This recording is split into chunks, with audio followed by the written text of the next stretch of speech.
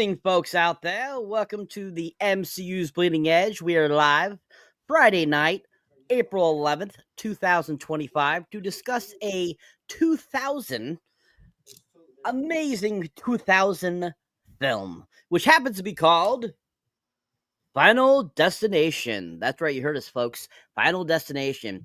And how poignant to be reviewing this film, especially when we have Final Destination Bloodlines coming out next month. So this is kind of to get those people out there kind of getting ready for that film, the fifth film in the series, or sixth film, sorry. It's been a long time since the Final Destination film came out. The last one came out in 2011. So we're finally getting that sixth installment, which they've been talking about for many years. But we're here to talk about the original Final Destination film, which got this all started, which was directed by James Wong. Now, if you're not familiar with James Wong, he directed other films such as the Dragon Ball Z Evolution film, which did really horrible, which is too bad. He also directed Final Destination 3. And he also was a co-writer on some of the episodes for the X-Files, for those that didn't know that. But I think one of the best films he ever directed was a film that came out the year after this one called The One, with Jet Li and Jason Statham and Carla Gugino, who is fun to watch. But yeah, he's a great director. I think that he does a really excellent job with this film, and this is going to be a fun film to talk about. So if you're not familiar with it, it came out in 2000. It's a supernatural horror film.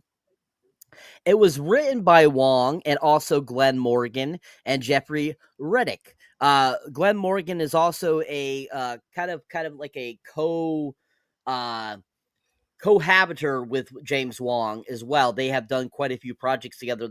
They actually have their own production company that they work with as well, which I think is interesting.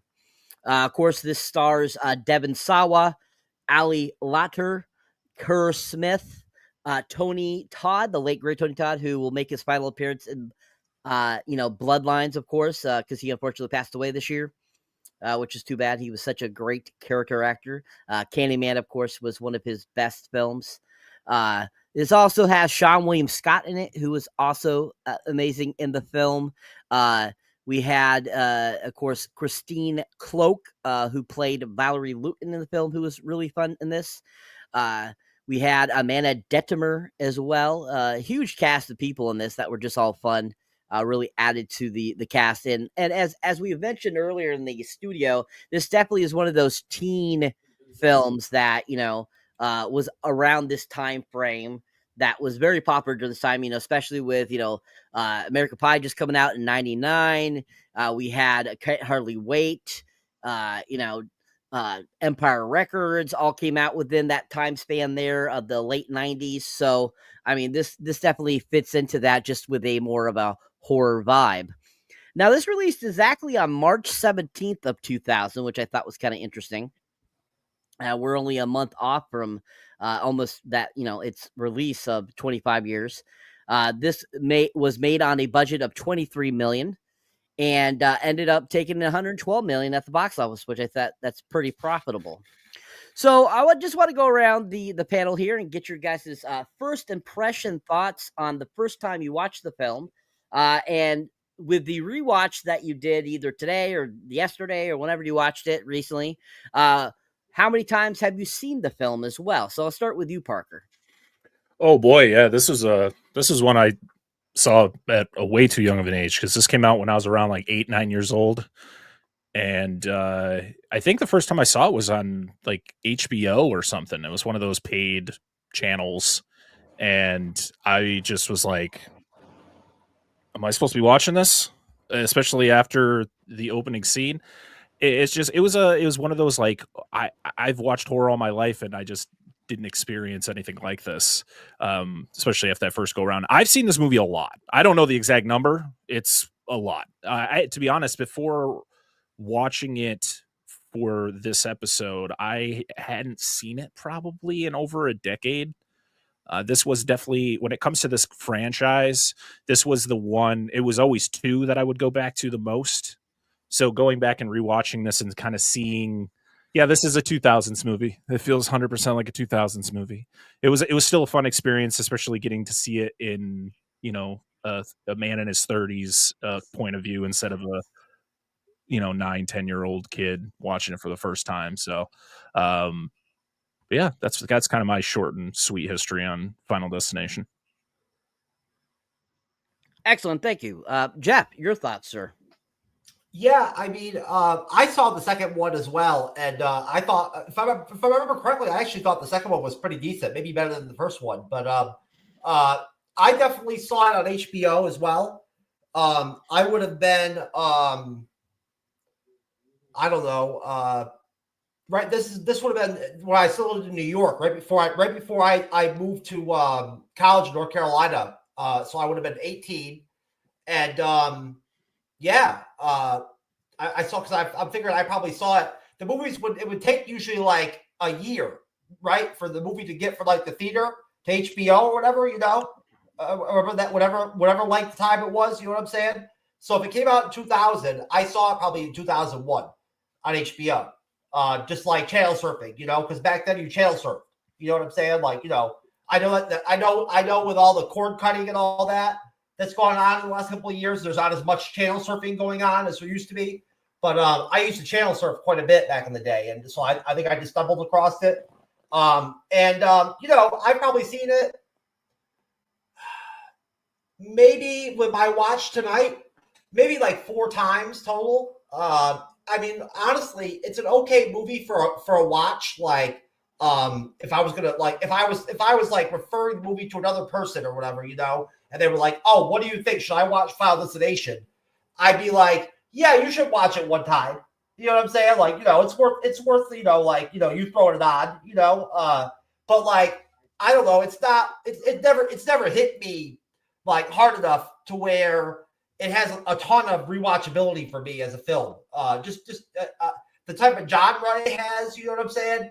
It's not my style of horror, the type of horror I like is more gory and like more like demonic, or classic like Bram Stoker's Dracula type horror, you know what I mean? Like, where it's based off a classic, something like that, you know what I mean? Frankenstein, with Robert De Niro, you know what I'm saying? Like, stuff like that, or Hellraiser, type shit like that. You know what I'm saying? Like, where it's, it has to do with hell and demons and that kind of shit. So the thriller horror like genre or whatever is not really my shtick. But I think that the movie holds up. For it being 25 fucking years old, man. You know what I'm saying? Like, it still holds up. You can watch it and whatnot. Like, it keeps your attention and shit, The story is kind of loose. You know what I mean? There's not a lot of depth with character arcs and stuff like that in the story at all, really. You know what I'm saying? But for what it is, overall, I think Final Destination is a decent movie. And, for the year 2000, whatever you said it made 100 and whatever 12 or whatever you said, $139 million or whatever it did, is really decent for the year 2000 off of that small of a budget.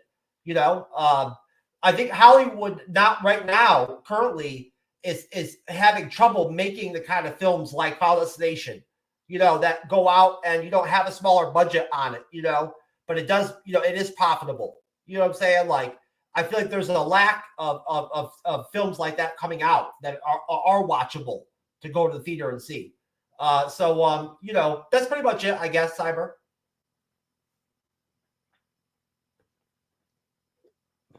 Excellent. Thank you, sir. Good job. 10 gold stars for both of you. All right. Excellent. So, yeah, I mean, my first viewing of this, I think it was on DVD. I saw it for the first time. I did not get to see it in theaters. And I probably didn't see it till at probably, 2001, 2002-ish as well. And I remember just absolutely falling in love with the film because I just thought it was such a cool concept of that death was a thing. Death was a person. Like, it was something that had a specific purpose. And if it didn't get it done with its original plan, it had to make a different plan. I thought that was just a cool idea. And so I remember just being blown away by the film and thinking this was just a really clever, idea. And I just really enjoyed all the actors and actresses that were in this film too, as well. I mean, I thought that this huge class of these teen actors here were fun to watch, and they all played a part really well. Sean William Scott always plays kind of that dumb idiot type of character really well, so that he was perfect in the film. And then of course you got kind of the female presence in this with Amanda Detmer and Ali Lauder. And I remember at the time, I wasn't huge into Ali Lauder. I didn't think she was anything that great. I wasn't that attracted to her. I didn't think she was like the sex symbol she's pretty much become over the couple next years. Wasn't she in Heroes or some shit like that or whatever that? She was in that. Yep, she was in that. But she really became big when she did Varsity Blues a year prior. She came out in the whipped cream suit, and she actually eventually ended up in the Resident Evil franchise too, along with Mila Jovovich. Yeah, she's really good in the Resident Evil movies. Yeah, and I remember just thinking that I liked Amanda Detmer a little bit, and so her demise earlier in the film, I was like, damn. But at the same time, I just thought the cast was really fun and all really played a really good part in the film. And I just thought it was really well directed for such a short film that got from, beginning of the explosion to all these other separate deaths. It was just kind of really well played out, I thought, and really showed James Wong's, directing style, I thought. So, yeah, I had a really good experience with it. I probably have watched it at least a dozen times over the last 25 years, including watching it recently for the review. But I think it's just a really fantastic film, really enjoyable. I like the whole series. I think it's a really fun series that takes something different into the horror genre versus what we've seen, in other horror films where we usually have either, a masked individual that's killing people or a supernatural entity coming back to kill something. But I really had never seen anything with something like death being the main culprit and, doing that. So I thought that was really clever. All right. So getting into the movie itself. So basically we start off with high school student Alex Browning, who boards Volare Airlines Flight 180, a Boeing 747 with his classmates for their senior trip to Paris from JFK Airport. Now, if you remember, the movie starts off a little bit too. It shows him packing, get ready to go to the airport. They get to the airport. We see all of them arrive, and they all are like, we have scenes with them, and they're all bickering or having fun or doing something, and leading to them, basically boarding the airline itself. Before takeoff, Alex has a premonition of a mechanical failure leading to an in-air explosion that kills everyone on board. When the events from his vision begin to occur in reality, he panics, causing a fight with his rival, Carter Horton. As a result, Alex Carter, as well as Alex's best friend, Todd Wagner, Carter's girlfriend, Terry Chaney, teacher Valerie Luton, students Billy Hitchcock and Clear Rivers are removed from the plane.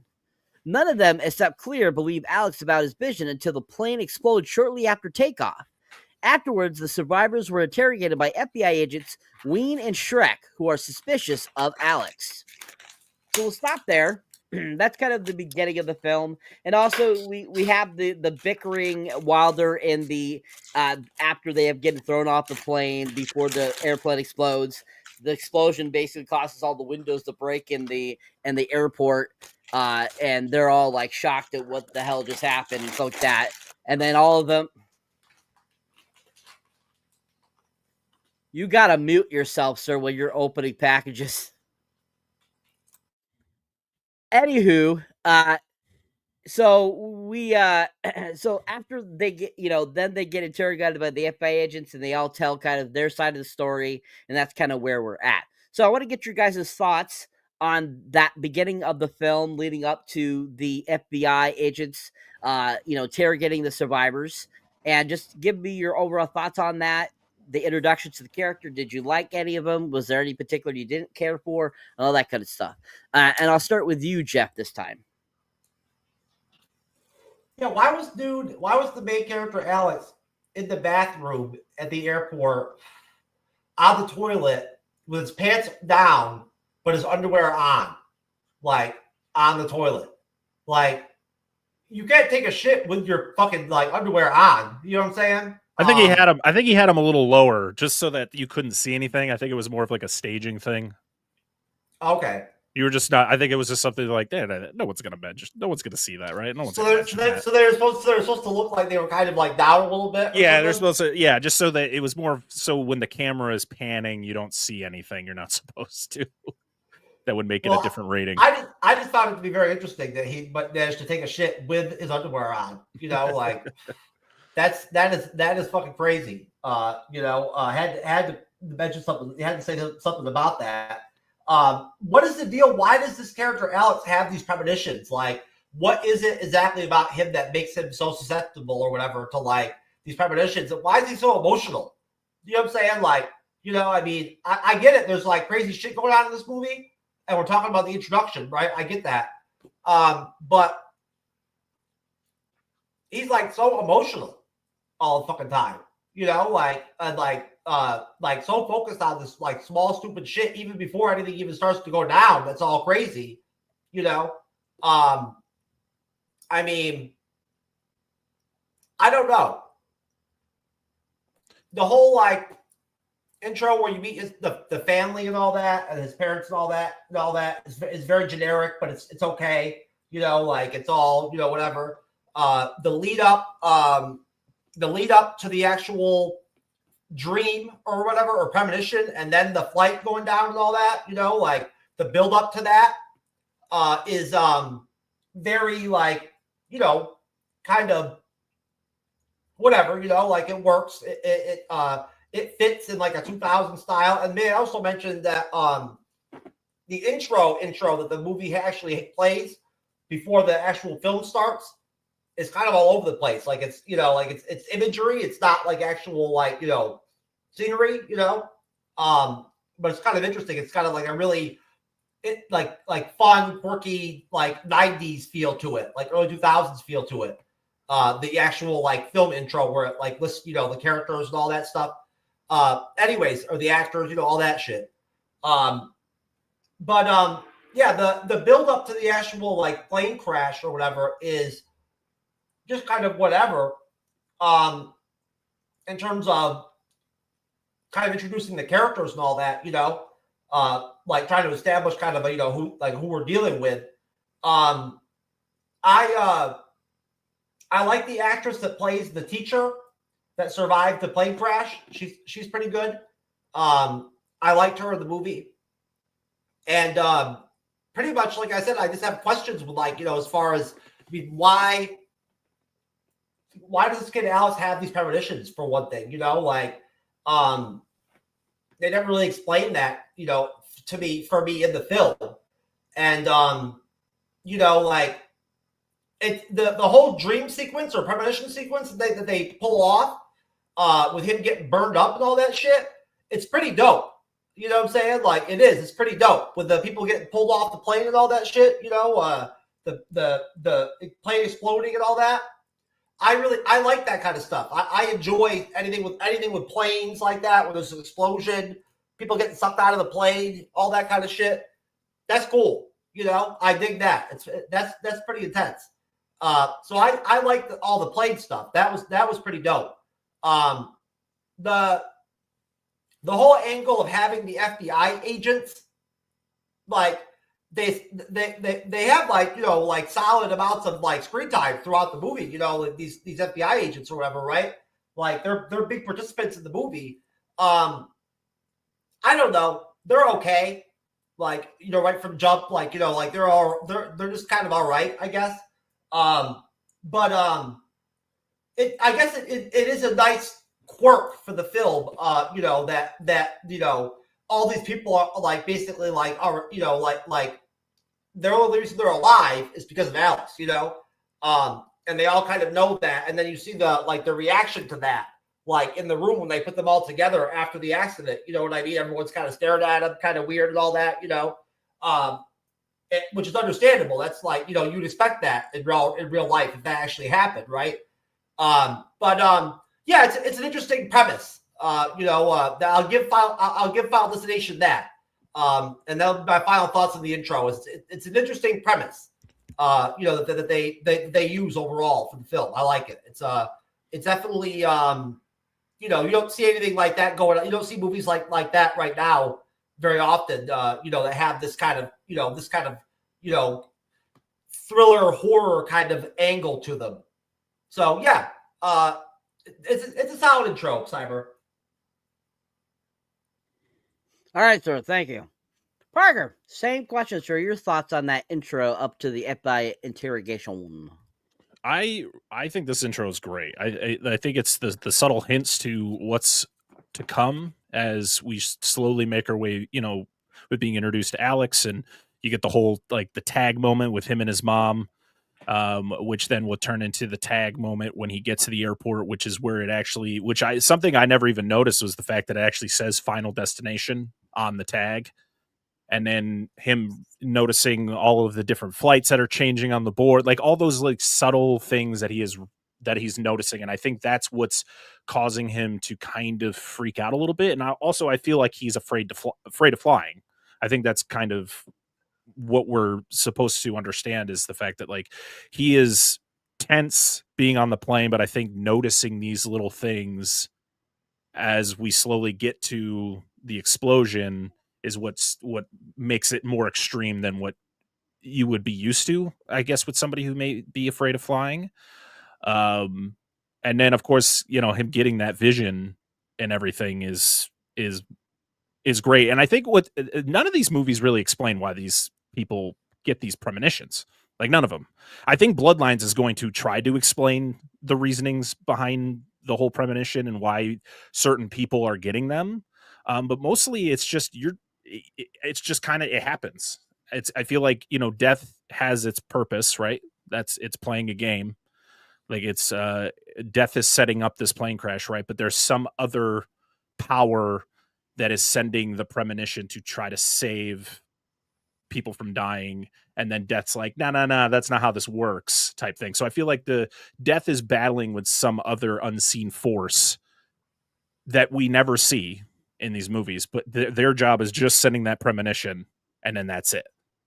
And then it's like, well, now it's up to you to try to defeat death, which I've always found interesting. I feel like I think if you over explain it, it's not as interesting. And the fun fact about this movie is that this originally was an idea for an X-Files episode before they turned it into a full-fledged movie, which would have been, I would have loved to, if X-Files just did it anyways, just did some sort of episode that kind of played in the same ballpark. But no, this intro is great. I think Devon Sawa sells the emotions of this kid going, like, experiencing something that he's never experienced before. And, if it was somebody who had always had visions, like if you think of like Christopher Walken in Dead Zone, where that's just normal for him, right? To have visions, premonitions of certain events. So it's kind of normal for him, but he still goes through those kind of freakouts where this is like a first time thing. So he is like, what? And initially, you don't know what to do, right? Like if you had a vision like him, what would your reaction be when you got out of that vision? Would it be like immediately freak out and be like, guys, the plane's going to explode? Or is it like, did I take something before I got on the plane? Like, what is, like, was it just a weird dream? Like, do I say anything? Because I think I think most people would just be like, yeah, it was just a weird dream. I'll just go along with it. Where this is like, all of those little pieces that came before is the reason I think Alex reacts the way he does, instead of it just being like, it's whatever. It's like, oh no, there was all these puzzle pieces that were being put in place before I even had the premonition. So yeah, I probably should say something, even if it makes me look crazy. And boy, they really set it up by I think Alex and his friend Todd, when they walk on the plane and you see the babies. or you hear a baby crying, and then you see there was like a disabled guy sitting in the front row, and he's like, oh, a messed up God would have to bring this plane down. And then he sees the guy in the front row. He's like, oh, a really messed up God. And I just thought that was an interesting touch. It's like, no one's safe from death, right? And I don't know. I think as a kid, when you're watching this, or as a teenager, whenever your first time was, I just don't feel people pick up on those things. And I think that's why this movie, even though when you watch it, you're like, oh, this is 100% a 2000s movie. You can't try to hide anything that this came out in 2000, right? But it's still so like interesting to watch even in 2025. Like, you still can pick up on these things, these new things that you may have not noticed over the 25 years it's been out. And I think that's why I think that's why Final Destination is so well known for their openings, for these, the premonition scenes and the events that occur because of the premonitions. I think that's why they keep making these movies. It's because they know that they can hook people in with these openings and then, drag them along for whatever creative deaths are going to endure for the duration of the film. It's kind of like, I feel like it's very relatable to like Saw. Saw is very interesting in the fact of like, what is Jigsaw? Why is Jigsaw doing what he's doing and all that? But I think a lot of people are also going, what's the best way we could kill people, right? That's a good connection, actually, Parker. That's a great, connection or whatever. But the characters, I think my biggest question is, why does Kerr Smith always play such an asshole? He's the worst. He's in My Bloody Valentine remake, and he plays legit the same character. It's wild. He's just so good at being that guy. But I'm also like, where's the history between these two? Why is there so much animosity between these guys? And then Sean William Scott, he is, I feel bad for him in this movie. I hate him in American Pie. Like, I think Stifler's just a terrible person. And so this is just a guy he's just trying to do his best, man. He's in high school. He's playing sports. He's just trying to do his best. And then you got this, this dude Carter who just won't leave him alone. He's just bullying him for whatever reason. And he's the guy I relate to the most in this movie is Sean William Scott. But yeah, all the characters are very interesting. They all have their own, they're all very different, right? You have the teacher, you have the jock, you have just the jock bully and his girlfriend who are just all over each other. And then you got the two best friends. And then, of course, you have to have the tragedy of, yes, the plane blows up and they lose all their friends, but also Todd loses his brother. Which I won't talk more. I'll talk more about that when you break down a little bit more of the movie about what I think about Todd. But that's it for now. I'll let you continue with the plot. Excellent. Thank you, Parker. And I just have to shout out the amazing matinee poster in your background. That is one of the best freaking movies ever. And yes. I have never seen anybody with a poster for that. That is awesome. So I just have to shout that out there. Yes. If you have not seen Matinee from 1993, check it out, people. John Goodman. Fantastic film. Yes. John Goodman is that movie. Mm-hmm. All right. Good job, guys. Great job. All right. So moving on from that. All right. So 39 days later, after attending a memorial service for the victims, an unusual chain reaction causes Todd to be accidentally hanged in his shower. Although his death is ruled a suicide, Alex and Clear sneak into the funeral home to examine Todd's corpse. The mortician, William Bloodworth, reveals that the survivors have disrupted Death's plan, and Death is now claiming the lives of those meant to die in the explosion. While discussing their next move at a cafe, the remaining survivors gather outside where Terry is ran over and killed by a speeding bus. So the funeral itself scene, I mean, that's a pretty intense scene. They're all there gathered. They have a giant memorial for them. We have Todd and Alex have that brief kind of moment together, talking about getting together after his dad's over this whole situation. We have Sean William Scott asking him, like, do you know if I ask this girl, she'll say yes or no? and stuff like that. We have that great funny kind of moment, which was funny. And he's talking about how he took his driver's test and he got the lowest score but was able to pass. That was absolutely hilarious too. And then of course we have the crazy chain of events there where we see Todd get killed in the shower, the liquid moving from the toilet and making him slip into that clothesline. And then, of course, them meeting the amazing late great Tony Todd, William Bloodworth, and him basically telling that they screwed up Depp's plan, and now it's coming back to get its loose ends basically, and has to create a new plan. So we learned that a little bit there, and that gets Alex thinking a little bit more. And so that's why him and Clary kind of discussing it at the cafe. And then, of course, we have everyone all of a sudden pop up.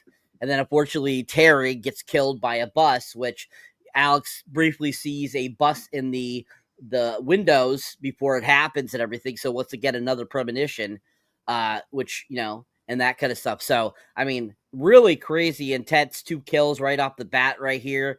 So I want to get your guys' thoughts on this section leading up to Terry's demise. What did you guys think about that, about all that kind of stuff that went on at the funeral, Todd and Terry's death, and just everything in that little section there? And I'll start with you this time, Parker. So one of my biggest issues with this movie is the fact that like people's friends and family members are dying and it doesn't seem like it's affecting them very much, especially Todd. Like his brother is on the plane and he doesn't seem distraught at all about it. And I just think it's just I don't think it's what's in the script. I think it's just the actor just didn't convey that type of emotion. And to be honest, it's the same thing with Alex. Like I love Devon Sawa. I think he's a very underrated actor. It's funny when they go to the funeral home and he sees his best friend sitting on the slab and he's just kind of like, he's not showing any emotion over it. Like, I feel like if I saw my best friend on the slab, I'd be like breaking down, and it's just a sight you don't want to see. Right. And this is the first time he's seen Todd since the accident. I think that's like my biggest complaint is the lack of emotion. We get to see it from Todd's parents when they show up to pick him up. Like the mom is very distraught and crying and all that, but it's just, I feel like she's the only one.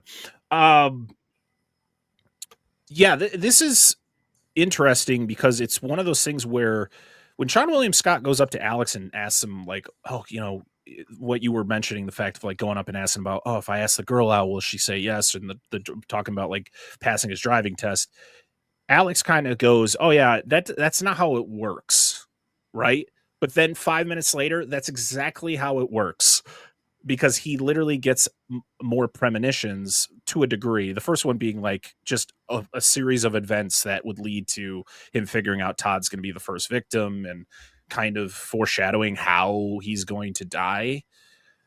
Also, I don't know. Some of the setups are just weird for me. Like Todd shaving absolutely nothing on his face to then cause blood, and then the blue liquid coming out of the toilet and just being like, okay, so Death is... And also, why does Death care so much? Why does Death care? I think that's the ultimate question, right? Why does Death care? They killed... Death got 40 people. And what, 6 people survive? Who cares? Death, move on. You got better things to do.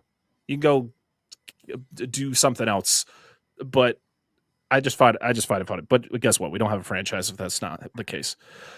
Todd's death is rough, though. Todd's death is like intense because it's one of those like so close to saving himself.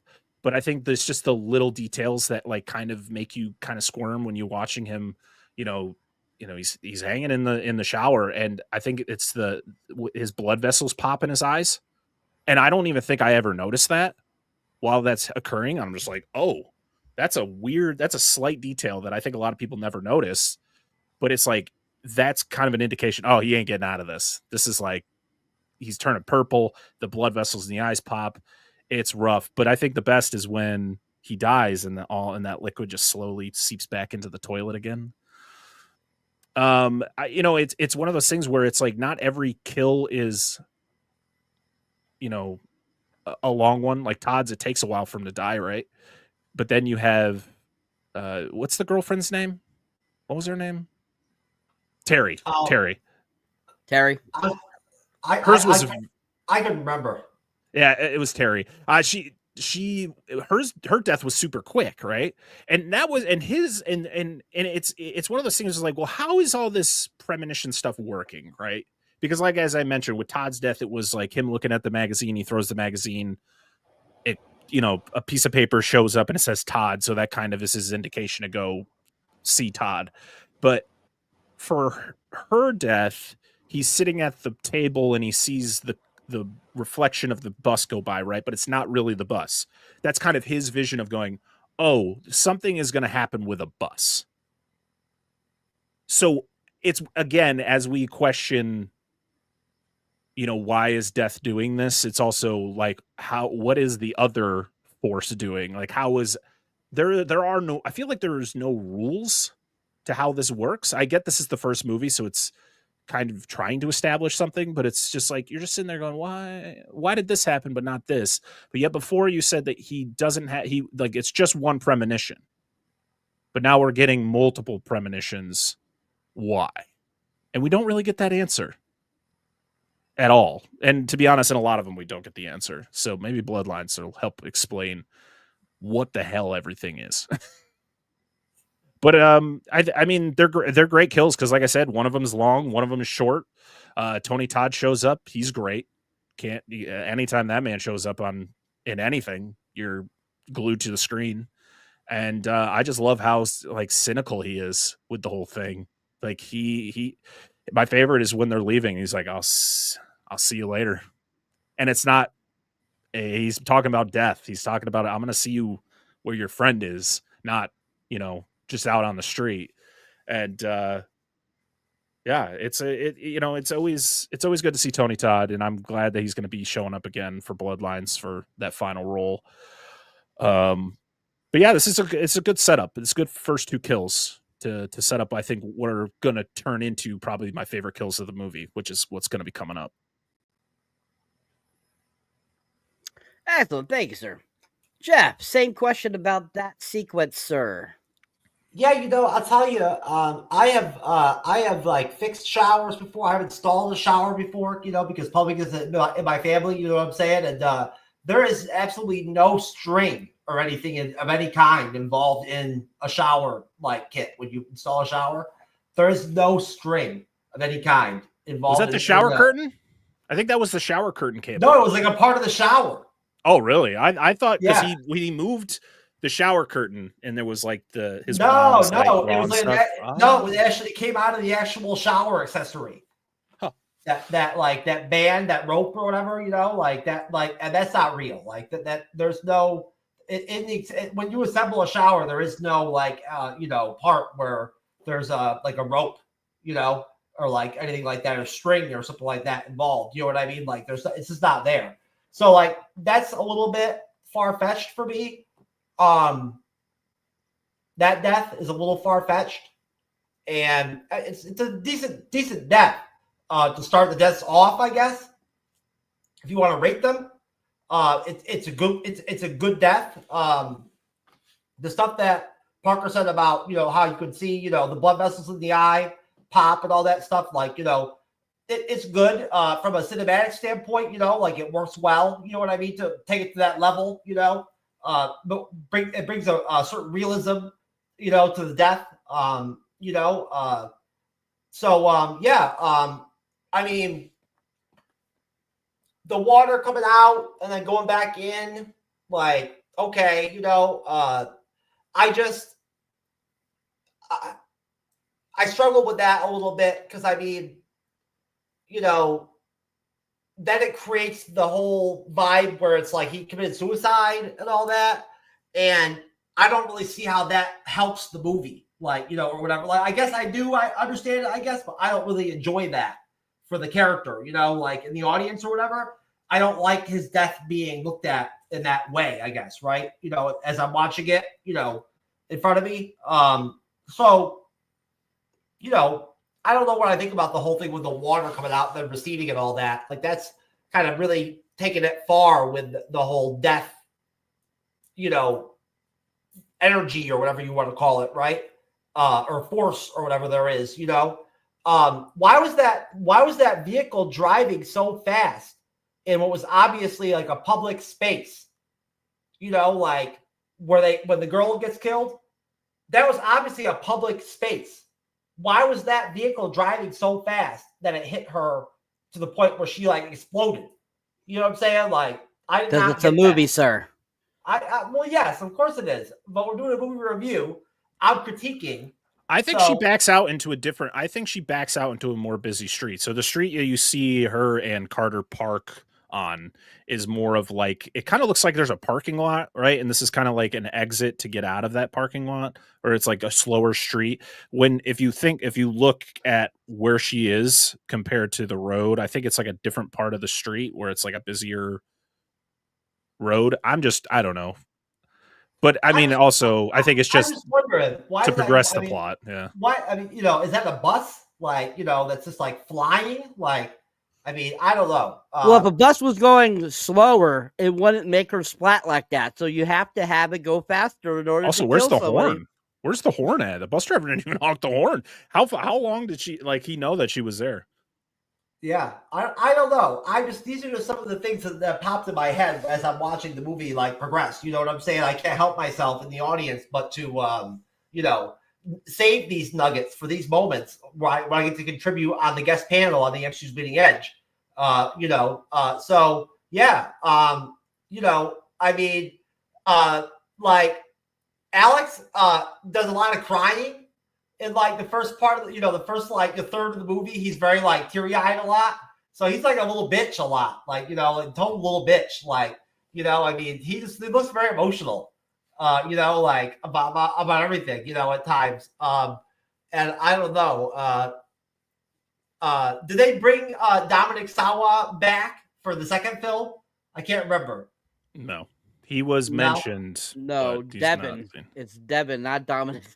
Devin, okay, all right, Devin Sawa. He was in Chucky. I actually liked him in Chucky. He was pretty good. That I reviewed with Andres over on Andres' YouTube channel. He's not bad on that Chucky show. They canceled it, but he was pretty decent on it. The grown up version of him. He's okay as the main character. Like as an actor, I guess, right? Like he holds it down pretty well. The relationship with him and the chick, like I don't know why he doesn't try to tap that. You know what I'm saying? Claire. Like, Claire is her name. Yeah, like I mean, why wouldn't you try to tap Claire? Like, you know what I'm saying? Like she's obviously likes him.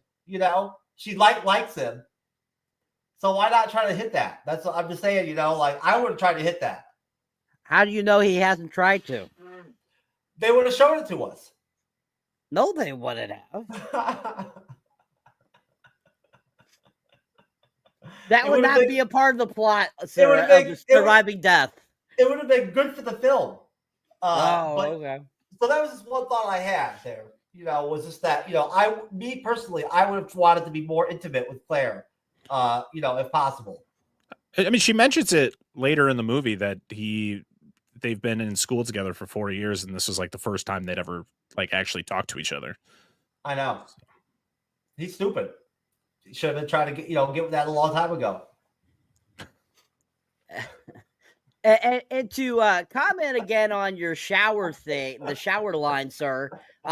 You could. I put a link in the private chat there, sir, for you to look up. But they do exist, and you can put them into your shower. It's a clothesline. Yeah, sir.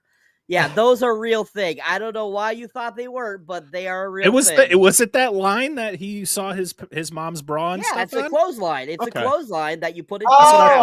It made sense because that was. Yeah, I thought it came out of the actual shower itself. You attach the metal thing to your shower so that it goes across. Okay, it's like sticks. It sticks on your shower. But yeah, I put a link up there so you can look at it. But yeah, they stick on your shower. And Thank you you. can use it as a clothesline. Thank you. I'll order one for myself so I can strangle myself with it. Well, we know what you do with that, sir.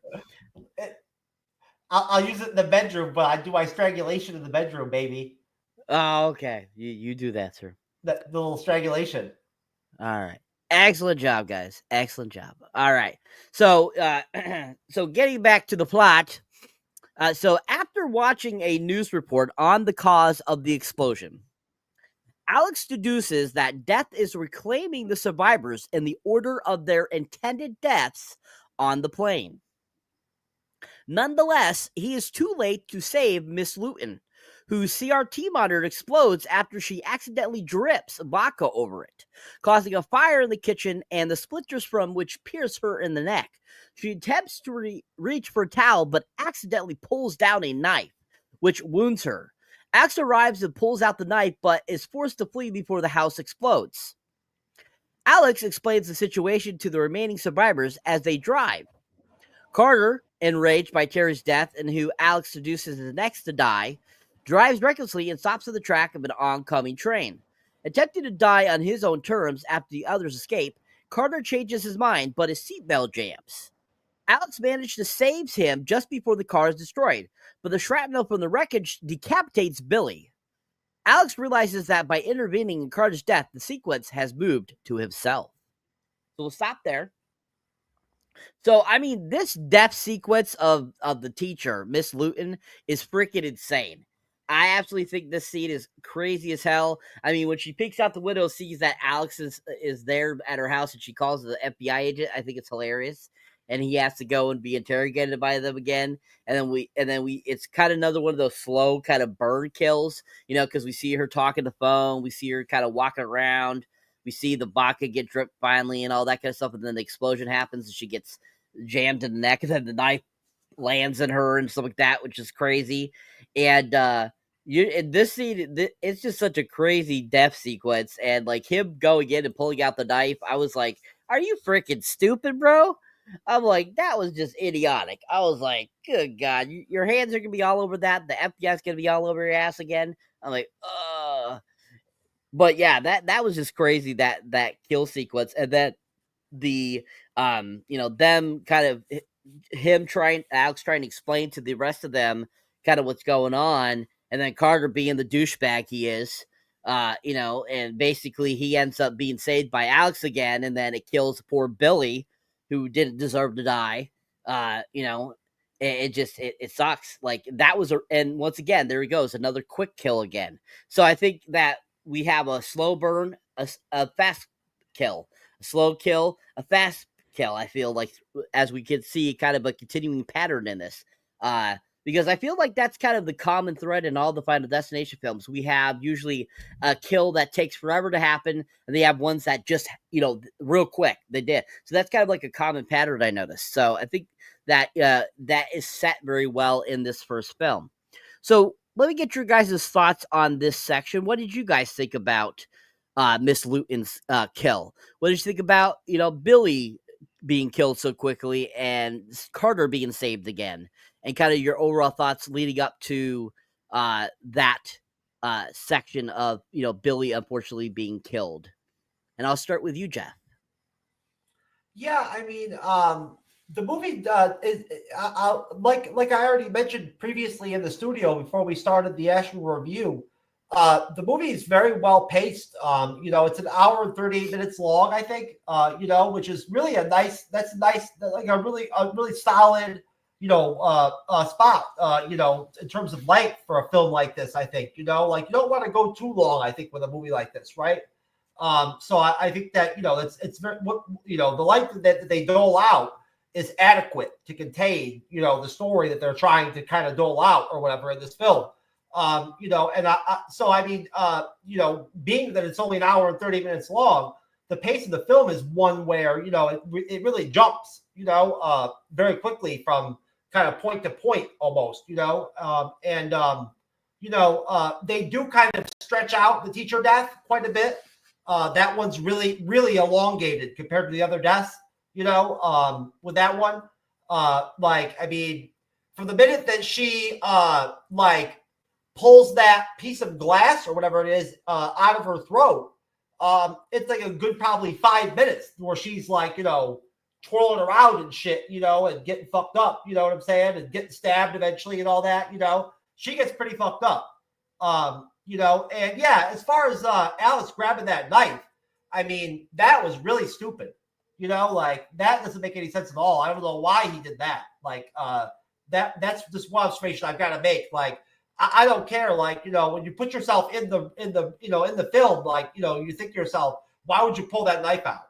Come on now, like seriously, it's very incriminating. You know what I'm saying? And it doesn't do her any good or help her or anything like that to pull that out. So I'm just like hurting for for that at that moment. I'm like, why are you doing that, bro?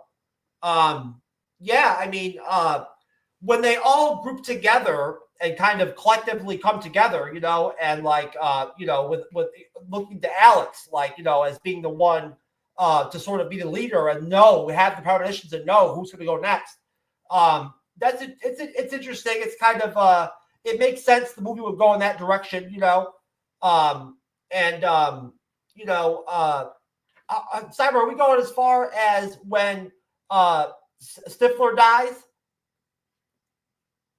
Yeah, so his death was really quick. I mean, like I like how they did it because they didn't just decapitate him. They actually severed his head to where you could still see like a little bit of his mouth and shit like that, like it was a partial decapitation. You know what I'm saying? I like that angle. If they went with that instead of just going with a full decapitation, they had some like meat there hanging there for the face. That was pretty dope. But that death was still too quick for me. They could have done something a little bit more interesting with that, I think, other than going with like the that's a big scrap of fucking metal to be hanging out just like chilling under the train tracks or whatever, like to be chilling like that. It's a big scrap of metal. So, I don't know. Again, I'm a little bit, I mean, some of these deaths, I'm just a little, the teacher one is like understandable to some extent, like why she dies. But the other one with the piece of sheet metal or whatever, why that's there, I have no idea. So I don't know. But good job by Alex saving dude's life, getting him out of the car and all that at the train crossing and all that. That was dope. I appreciated him pulling that off. Yeah, that's all I got. All right, sir. Thank you. Parker, same question, sir. What are your thoughts on those two death sequences?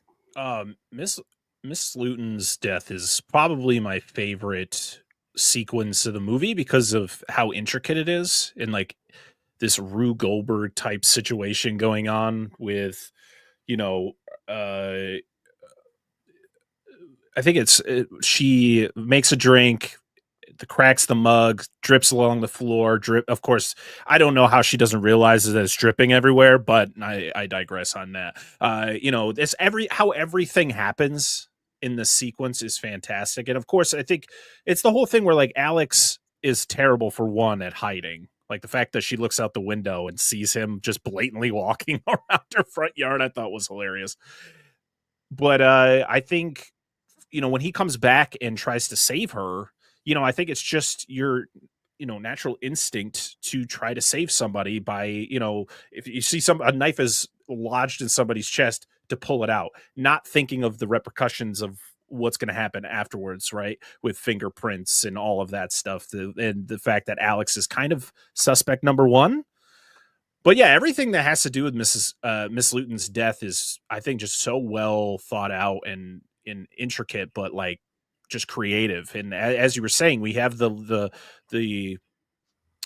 long death to start the movie out with a short death, and then we have this really long one, and then we get to Billy's death later where it's very quick. But I think what's great about that and why I don't have a problem with it being quick is the intense moment of Carter being in the car, not being able to get out. Alex saves him, but then that piece of metal, slices Billy's head, right? So I think it all kind of plays into the fact of this whole, if one person, because Carter was the next one, right? And the only reason that Billy gets killed is because he's the next, because Carter gets saved, so it skips to the next person. And this is our first notion of that whole skipping aspect where we hadn't seen that yet in the movie. Everybody was kind of dying in the correct order. I also it's one of those things where I've seen this movie so many times where I'm just like, can we just not save Carter? Can we just let the train hit Carter? I'd be all right with that. I like Billy a lot. So to save a piece of crap like Carter and to kill, this poor dude, Billy, it kind of hurts, even though it's coming. But yeah, I think that whole thing of like the whole skipping death, to skip to the next person and it kind of being like, oh, well, that's how this is going to work now. And everything and seeing Alex break down everything, like going over the plane plans and kind of trying to figure out exactly why this is happening, I think is very well done. Clear. She's not really on anyone's side. She believes Alex. She's the only one who's kind of believed Alex since the beginning.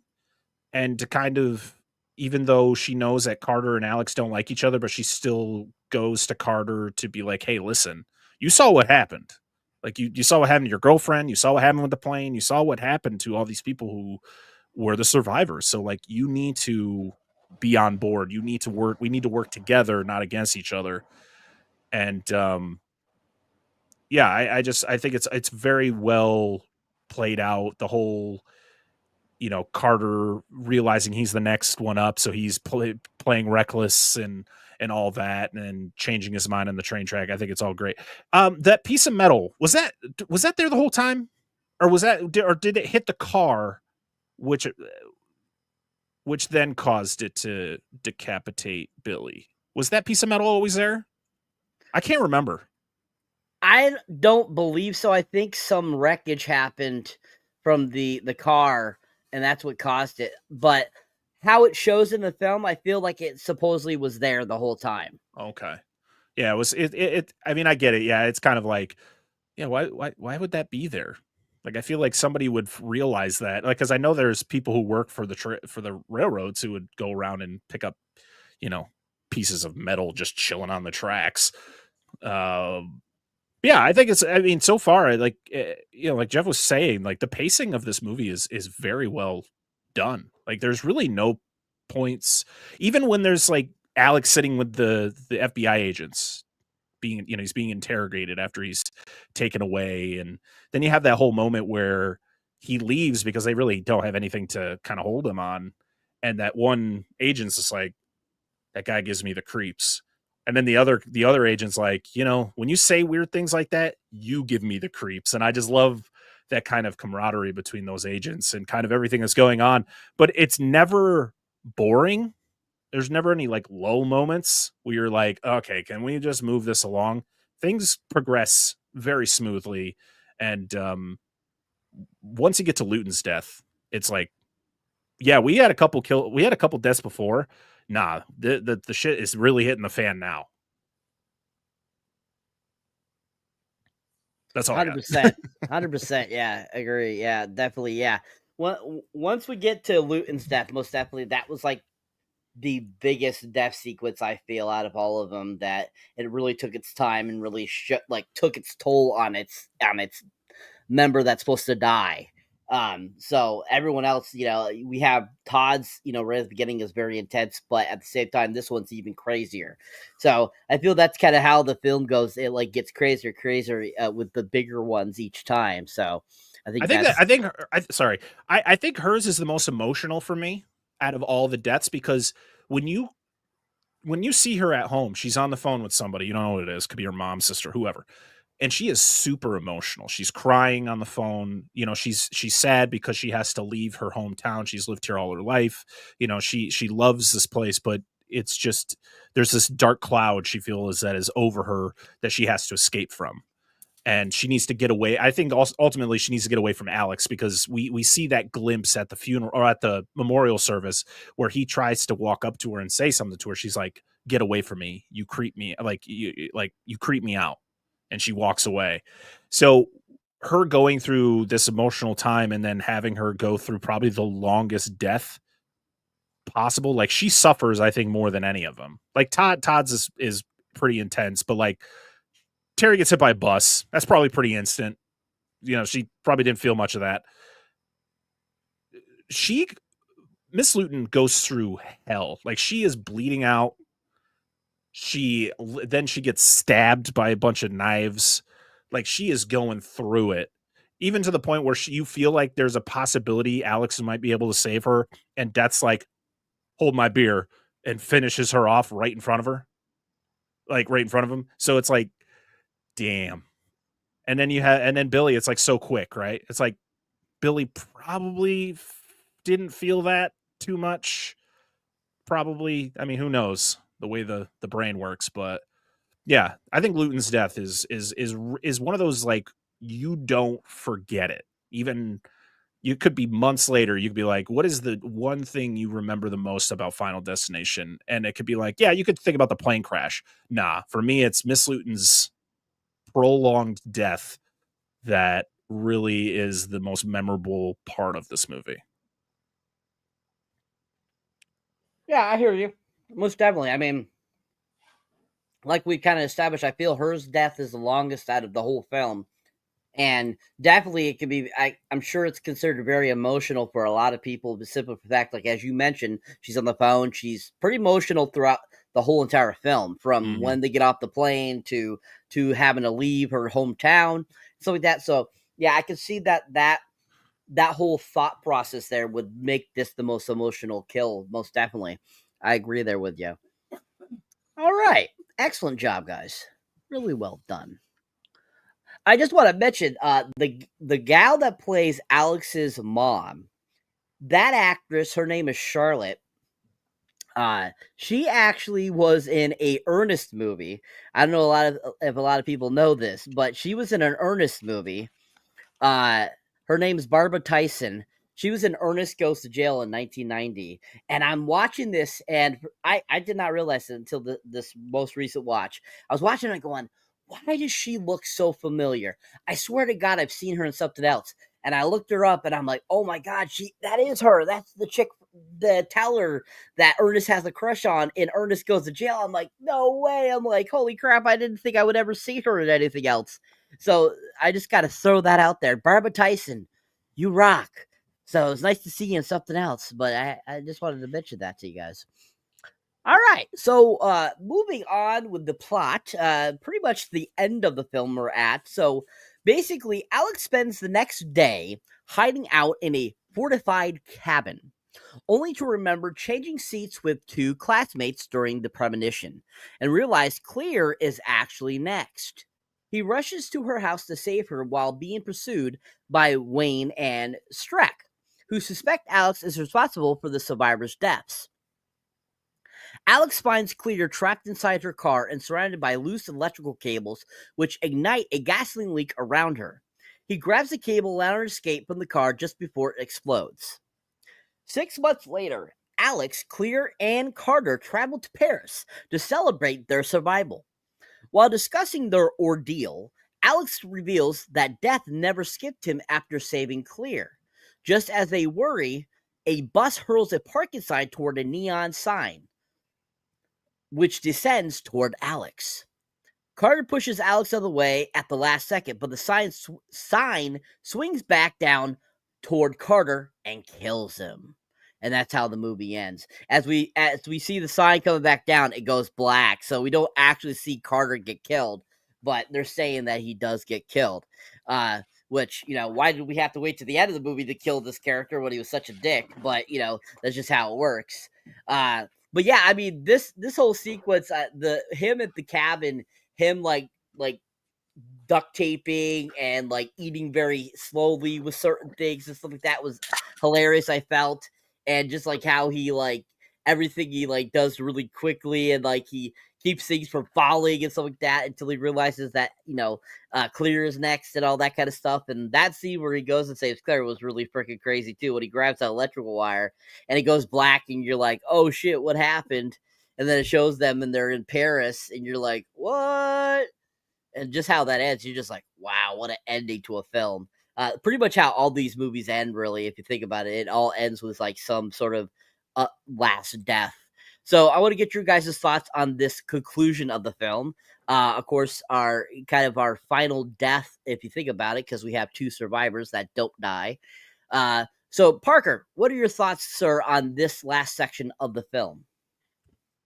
Yeah, I think it really it plays well into what we've seen throughout the up until I think Jimmy dies, right? And so then it goes into Alex secluding himself, or he goes, I think it's like Clear's family cabin or something like that he hides out in to kind of trick death or try to defeat death or whatever his plan is. Of course, everything that's going on is really affecting him, mentally, to the fact of like he doesn't know how to defeat this, but he also is going to face this head on because he doesn't want his friends to get hurt, which I don't know why Carter's still your friend, but I digress. I think that whole cabin thing is really interesting. I think the final showdown kind of with Alex fighting death to save Clear is really well done. The whole thing of kind of the fake out of did Alex die, right? Because he's got that electrical wire and it kind of zaps him and then it kind of goes black and then, oh, hey, we're boarding a plane. We're going back to Paris. I'm sorry. I'm never going on a plane again if I'm surviving a plane crash the way that they did, right? He has a premonition that they blow up in a plane, they survive, they fight, they defeat death, they think, and then my first immediate response is, hey, why don't we hop on a plane and go back to where we were supposed to go? Why are we doing this? This doesn't make sense. But I think it makes sense that the finale is where they were supposed to go the whole time, right? They were supposed to go to Paris. The finale is in Paris. And my favorite touch on the Carter death, which I'm very upset that we didn't actually get to see him die, but the sign is the one that actually breaks off and swings. It's 180, which is the flight number, which I thought was a cool little touch. But also, I get it. Like, it's one of those like trauma bonding trips, right? Where they're like, let's go to Paris. But why is Carter there? Why are they even like, who cares that you guys like you fought off death? This guy still sucks. What are we doing? Just stop this. Like, it should have been just Clear and Alex. Now they're a couple. Go have a romantic time in Paris. Get Carter out of there. But yeah, I think it's a really great ending because it's like, that Carter's dead, but you don't know what's going to happen next, right? Because and ultimately when we get a sequel, it doesn't just pick up where we left off. You kind of have to figure out the pieces as number 2 goes along. But yeah, I think this, as we said, the pacing is great. The fight is great between Alex and Death, and the finale is great because Carter gets it. Yes, and Carter gets it. Yes. All right. Good job, Parker. Jeff, same question, sir. Your thoughts on the finale of the final portion of the film, sir? Yes, the final portion of the film, it really wraps right up tight, Again, I'll give the film credit for that. It wraps up really tight. I mean, I'm glad that Claire's character survived. I liked her surviving. If somebody was going to survive, I wanted her to survive. The one prick guy that got hit with the sign at the end, yeah, he's an asshole. Like, they could have killed him off at any point during the film, and I would have been fine with that. Like, he's a prick. The macho, like, beat your wife, boyfriend, or whatever character. He sucks. So like, it's somewhat interesting that the three of them managed to like work out their differences and are able to get on the plane and fly together and go all the way to Paris together to hang out. Like, it's a shock. They would like, that the one dude would calm down with all his bullshit. Yeah, I mean, the way that the film, works itself out with, Alex grabbing the electrical cable and all that and everything, and dying, but like being saved or whatever, like it's kind of, it's all right, I guess. I've seen worse, finals, acts of a movie than that. But it's pretty much, you know, what it's again, it's Final Destination. It's you know, it's a B plus movie to begin with. Like, it's not what's supposed to be like, you know, a star-studded, you know, type film or whatever, you know. So I'd say, you know, the final you know, part of the film is just okay for me. Just pretty much for the rest of the film. You know, I mean, if they're gonna keep Dominic Sawa or whatever the fuck his name is, Derek, whatever, Sawa's whatever, they keep him alive. Why not bring Devin, him back? sir. Devin. Why not bring Devin back for number 2? I don't get that. You know, that doesn't make a lot of sense to me. But honestly, sir, that's pretty much all I got. I mean, you know, I like I said, Final Destination is watchable for me, like very watchable film. But definitely not anything I'm going to be sitting down and watching again anytime soon, I don't think. So good pick. Nice change up to the other stuff that we've been reviewing lately. And I'm glad we were able to have Parker come on with us tonight. Besides that, that's all I got for Final Destination, sir. Besides my rating. Okay. Well, thank you for that, sir. Great job. Great job. Minus 10,000 points for not getting Devin Sawa's name correct. Anywho, yes. So yeah, that is pretty much it. One other cool little tidbit for you guys out there is all the characters' names are based off of real people. So Terry Chaney is based off of Lon Chaney. A lot of the characters, like Shrek, the cop that's named Shrek, he's named after Max Shrek. They purposely did that because they were trying to give horror icons credit by naming the characters after these great character actors and stuff like that. So I thought that was really cool. So I just wanted to share that with you guys. Anywho, so yeah, that is it for Final Destination. Really fantastic film. I give it a solid 10. I absolutely love this film. I don't find anything wrong with it, especially this being the first one. It's really fantastic. And I think that it's just a really amazing film. And if you know me, if you've seen The Bleeding Edge before, you know what I give 10s. I give 10s to anything that entertains me based on if it's entertaining or not. So you can think it's not done correctly. You can think all that good stuff. But as long as it entertains me and it's entertaining, I give it a 10. So just for those out there that forget. Anywho, what would you give it, Parker? I would give this a solid 7 out of 10. Like I said, I don't think it's the best in the franchise. That definitely goes to 2 for me. This is the start of an iconic franchise. And I think it's a franchise that really has maybe one dud out of the 5 that we currently have. So I think that's a good percentage there. But yeah, it's a good time. You know, it definitely feels 25 years old, but it's still fun to find new things here and there that you may have not realized the first few times that you've seen it. So yeah, this is a fun one. You okay over there, Jeff? You got the giggle, sir? I'm good, sir. Are you sure? Yeah. Okay. I promise. I'm A-okay, sir. What are you gonna give it? I don't know. I want to be fair. So I'll probably go with a 7. You know, a 7 is not a bad rating. You know, it's above average. So you know, I think that's appropriate because it is very watchable, like I said. And it does fit into a very narrow niche of film that you don't see a lot of. You know what I mean? Like, you don't see a lot of movies like this being made. So you know, I like that aspect of it. I think it's cool that it, you know, it fills a sort of a void, you know, sort of category, you know, in horror, you know, which is like, you know, the thriller, you know, the type thing. And Candyman is in it, you know.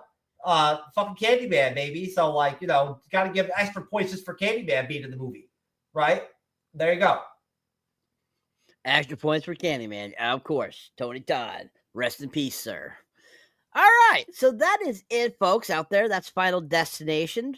highly recommend. Check it out, folks. And we think it's just a fun movie. As you can see, we got 2 7s and a 10, so it's not too bad of a film. I agree with Parker. This isn't the best film in the franchise, and I think definitely a few of the other ones are a little better for me too, as well.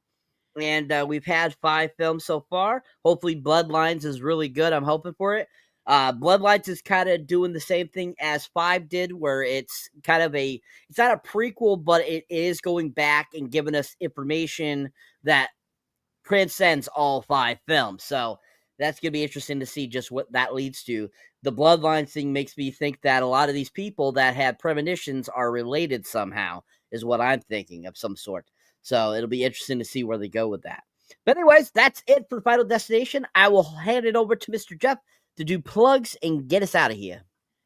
Okay. Dissect That Film. Parker. Yes, sir. I'll turn it over to you, sir. Yeah, so I am 1/3 of Dissect That Film. I host it alongside my wonderful co-hosts Dan and Angela. And pretty much we do what you guys do over here. We go through the plots of the good, the bad, and the ugly of cinema. And we, just break down the plots. We add our own little special comedic, tidbits here and there. We give you some facts and info that you may have not know about the movie. And we also have another show called The Monster Zone, which is we once a month we spin a wheel of monster movies, and whatever one we land on, we cover it for that month. And as you can see, if you're watching video, we just covered The Beast from 20,000 Fathoms from 1953 over there. And on our main show, we're covering the Underworld movies. And we just released our episode on Get Shorty from 1995. Okay. And you can find us on all the podcast apps. We're on YouTube. If you want to watch video, we are Dissect That Film or Dissect That Film Pod on social media. Thank you very much, Parker. And thank you guys for having me. I appreciate it. Cyberneticshark, sir, I will pull you up next. Okay. And we can get out of here. There you are, sir. Have at it. All right. So, folks, if you enjoy me here on the MCU'S on the Edge as a moderator or as the guest panel, you can check out my solo content. You can find me under Cyberneticshark on YouTube, TikTok, X, Facebook, Instagram, Threads, Patreon. I do it all. So check those out. As you see there, my most recent video I put up is the Lilo and Stitch live action remake trailer reaction. If you haven't seen that, definitely check that out. Or if you haven't seen my review of Novocaine, which was a really fun film, definitely check that out too as well. One of my most recent movie reviews. I have more stuff of that coming out for you guys, more trailer reactions, more movie reviews coming up of some recent releases as well.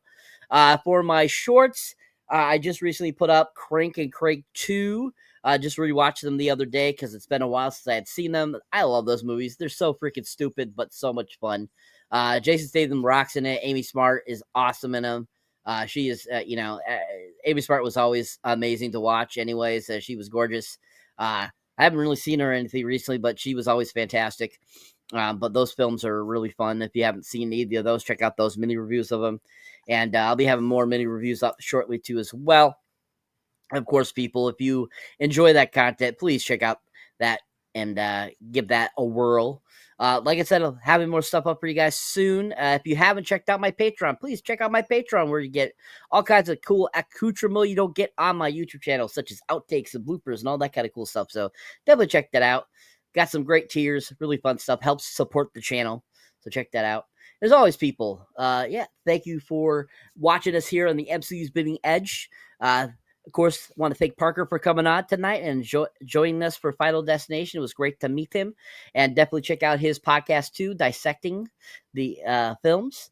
And, of course, I got to say thank you to my co-host, master planner, Mr. Jeff S. You the rock. And as always, people, thank you very much and have a great night.